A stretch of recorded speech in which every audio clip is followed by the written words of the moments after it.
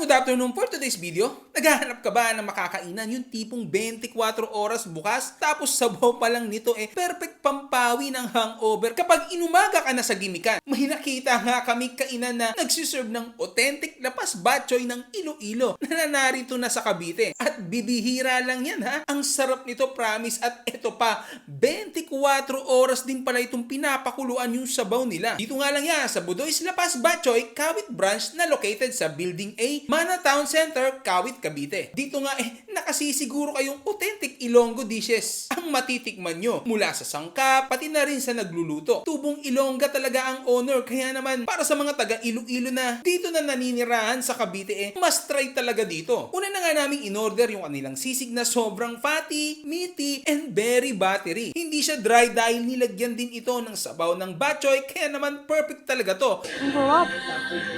Lalo na sa kanin. Mapapadami ka talaga ng kanin dito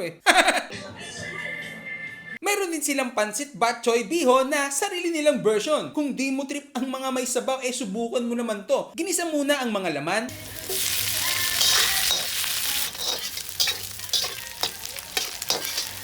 Lalagyan ng gulay. Tsaka sabaw ng lapas batchoy.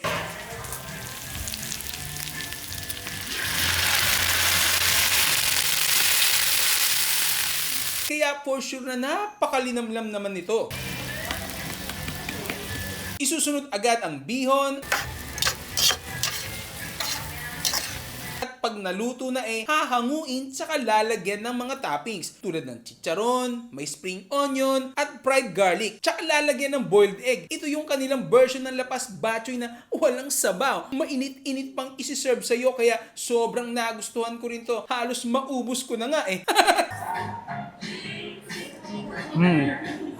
Sobrang malasa, kaya kailangan ng kanin. Grabe, sobrang lasang-lasa mo sa pansit mismo yung sabaw ng batchoy. Nakababad kasi. At syempre, huwag na nating patagalin pa. 199 pesos lang meron ka ng isang malaking bowl ng lapas batchoy. May option ka dito ng noodles pero Mickey ang pinili namin. Ilalagay muna ang Mickey, sunod ang mga laman tulad ng karne, isaw at atay. Meron ding chicharon, spring onion at fried garlic. Tsaka ilalagay ang sabaw na pinakuluan ng 24 oras at lalagyan pa ito ng itlog. Bawat higop mo pawi talaga ang pagod mo. Manamis-namis ang sabaw tapos papartneran mo pa ito ng putong bigas na malambot. Almost plain ang lasa pero may linamnam siya. At pag sinawsaw mo sa sabaw or sinabay mo sa lapas batchoy grabe, panalo talaga.